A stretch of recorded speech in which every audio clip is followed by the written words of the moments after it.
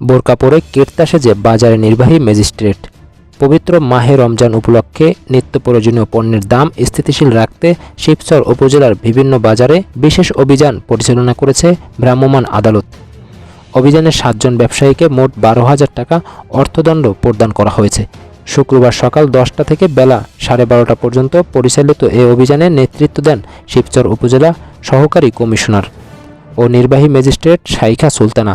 অভিযান শুরুর আগে তিনি বোরকা পরে ছদ্মবেশে বাজারে গিয়ে সাধারণ ক্রেতা সেজে বিভিন্ন দোকানে ঘুরে ঘুরে মূল্য পরিস্থিতি পর্যবেক্ষণ করেন।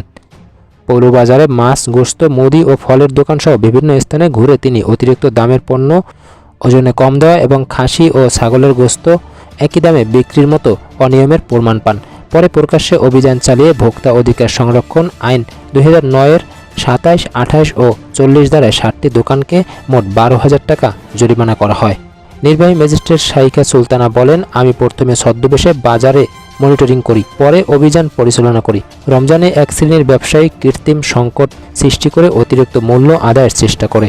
জনস্বার্থ রক্ষায় আমাদের এ ধরনের অভিযান অব্যাহত থাকবে।